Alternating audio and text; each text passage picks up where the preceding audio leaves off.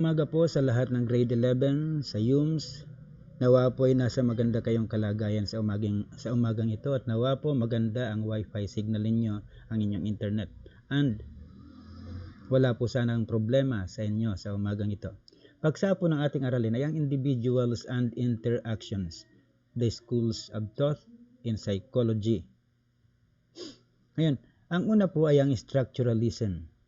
The first school of thought in psychology where other schools of thought originated. Diyan po nagsimula ang lahat. The Greeks were the first to have interest in human behavior, but they could not back up their observations with facts kasi ang ginagamit lang halos nila noon ay ang reasoning. There is no scientific method that they are very proud of to base their research. Ngayon, isa po sa unang nagbigay nito ay si Wilhelm Wundt, ay isang German, and I hope tama ang pronunciation ko sa pangalan niya, took the scientific research to the study of human mind. Ginamit niya unang-unang scientific research. Siya po ang una doon. Pero hindi ko lang alam ang tamang pronunciation ng kanyang name. He was the first to establish an experimental laboratory for psychology. Maganda pong pasimula para sa kanya. And he wanted to study the human mind in simplest definable component, then find a way in which these components fit together in complex form. Magsisimula sa madali, pero pag-aaralan niya papunta sa isang complex form, mas mahirap na uri. Now, he introduced introspection, a method and a major tool of structuralist psychology. Introspection that involves a careful set of the observation made under a controlled condition. Gumagamit po siya ng controlled situation. How does introspection work? 1. Highly trained assistants are given stimulus, and that is to listen to a sound. Makinig sa isang boses, sa isang sound. Hindi ko lang alam kung anong klaseng sound ang kanyang tinutukoy. They are to reflect their experiences, what made them think and feel. The purpose of this experiment is to know their thought, how they think, their thought, their feelings, and emotions. Because there is still tendency to be subjective, structuralism died away. Kusang nawala ito. Kasi hindi naaalis ang pagiging subjective ng gumagawa nito eh. Usually po, dapat more objective tayo sa pag-aaral sa science para walang bias. Therefore, structuralism is the study of consciousness. It believes that human mind consisting of conscious experiences is like a structure made of basic elements that when studied in parts will provide an understanding of the whole. So, this structuralism died down. Medyo nawala sa limelight ng psychology. Ang kasunod po ay functionalism. Sa psychology po is the science of mental content, not of structure, is the battle cry of functionalism, a functional psychologist. Kapag psychology po should not concern itself with the structure of consciousness because it was always changing. So it had no structure. Functionalism, na nagkamali ako sa unang letter, believes that the mind and consciousness exists because it served some practical and adaptive purpose. So, meron din pinaniniwalaan sila na magagamit sa practical and adaptive purpose.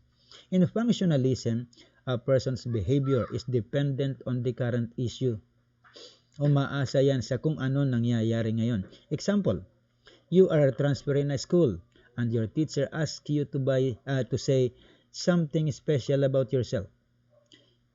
Some tendencies are you will screen your story kasi hindi mo naman kilala yung mga ka-classmate mo eh.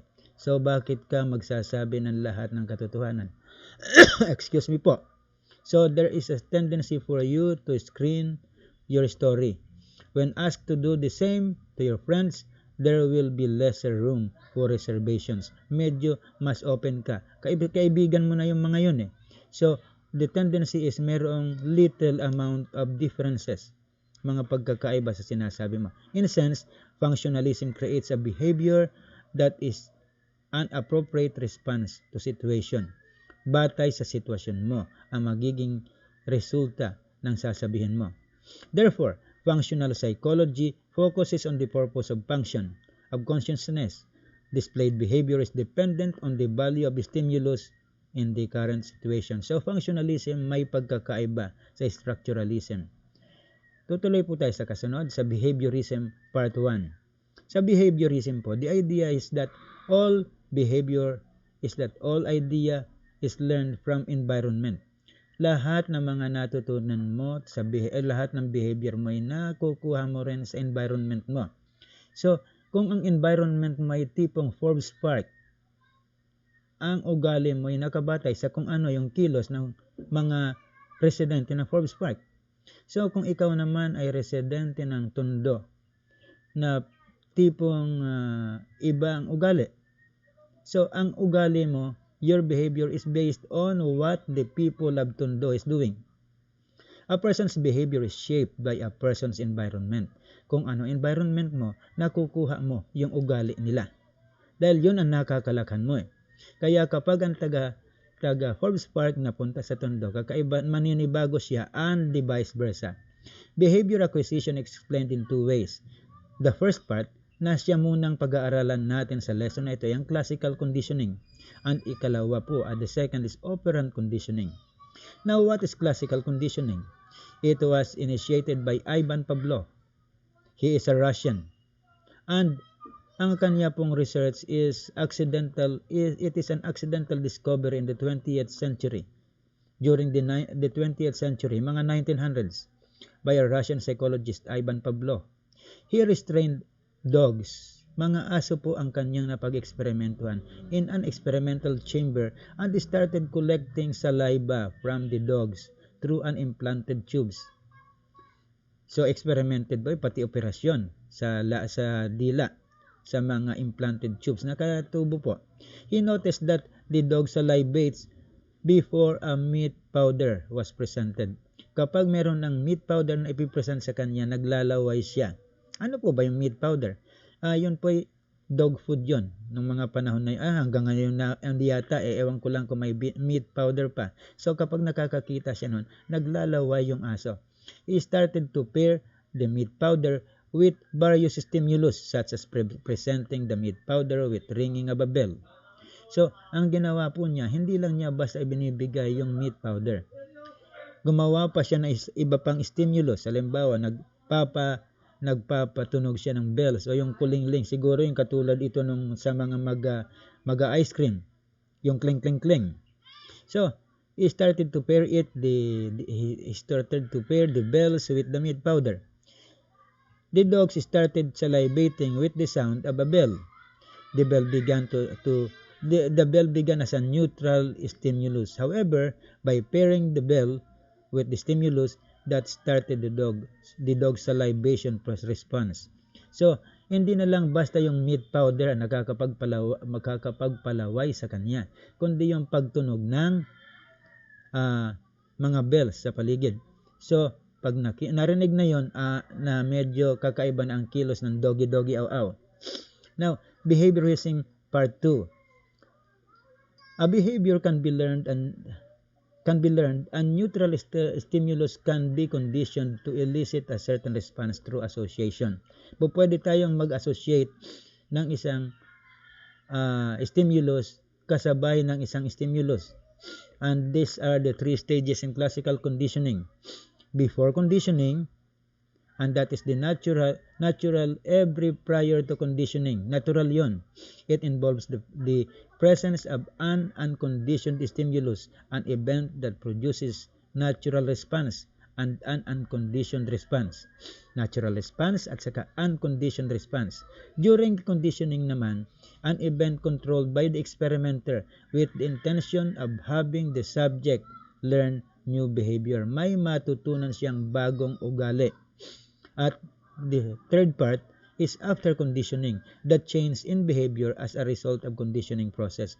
May pagbabagong magaganap sa kanya kapag natatapos na yung eksperimento at na-elicit mo na yung gusto mong pagbabago sa kanya. In summary, Classical conditioning is the linking of two stimuli together to produce a new learned response.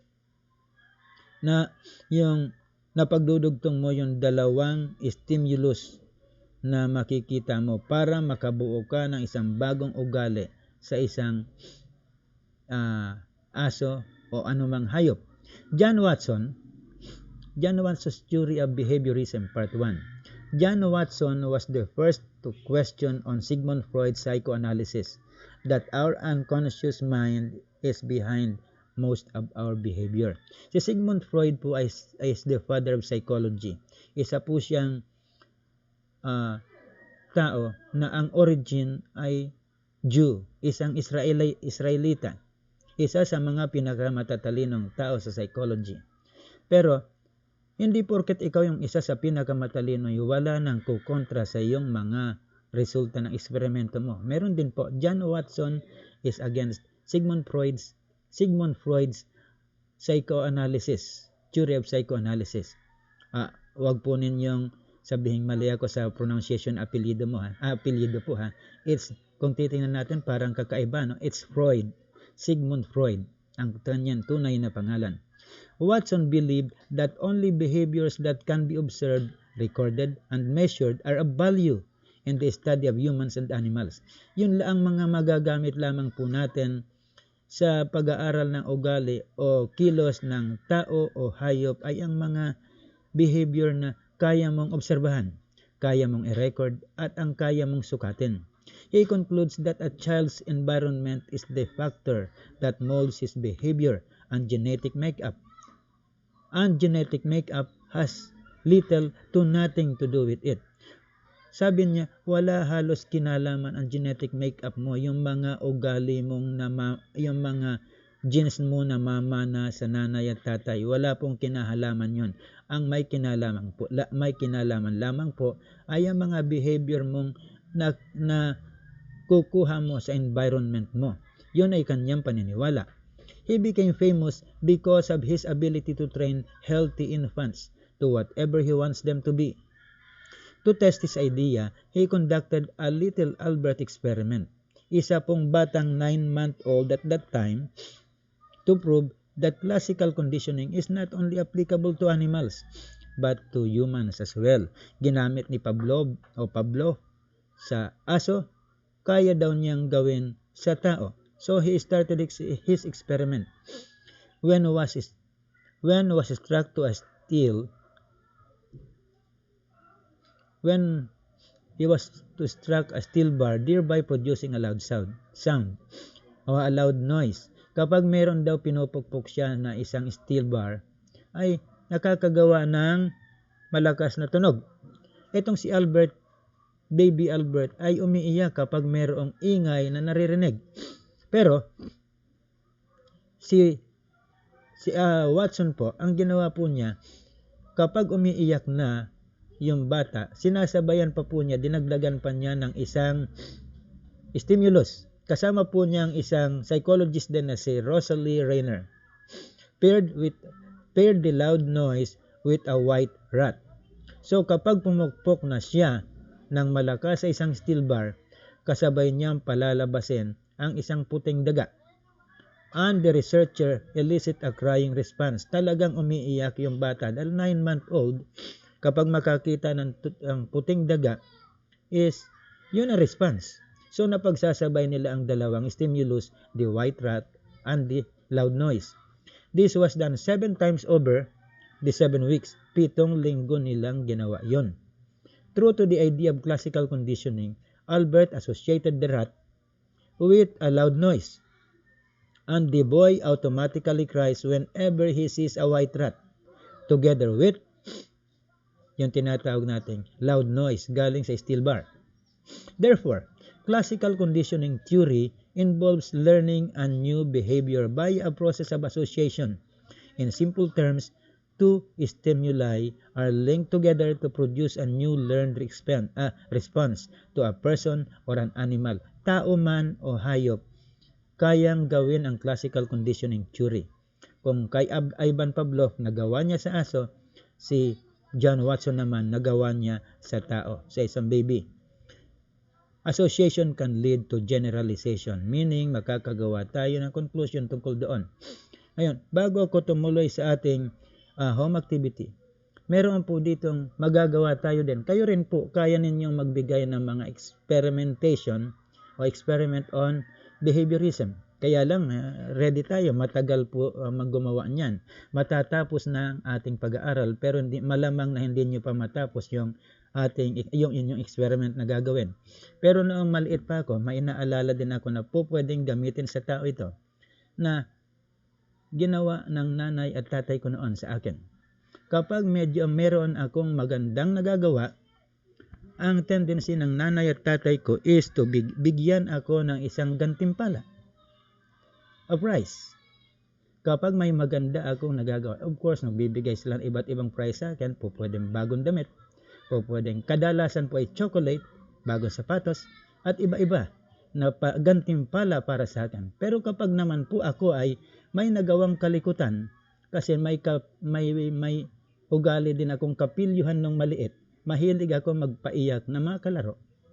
Kapag may nagawa akong paiyakin, tuwan-tuwa naman ako. Pero ang kasunod po noon ay hindi na gantimpala, kundi ang binibigay sa akin ay gantimpalo. So, ganun po ang sitwasyon na meron tayong ugali through experimentation. Kapag may nagawa kang maganda, gantimpala. Kapag may nagawa kang mali, gantimpalo.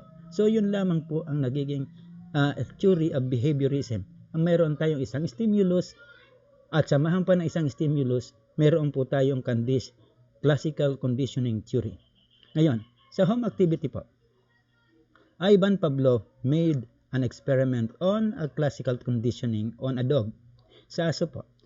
Samantalang si John Watson experimented it on humans. On your part, you are going to cite examples. You do not need to have an experiment anymore.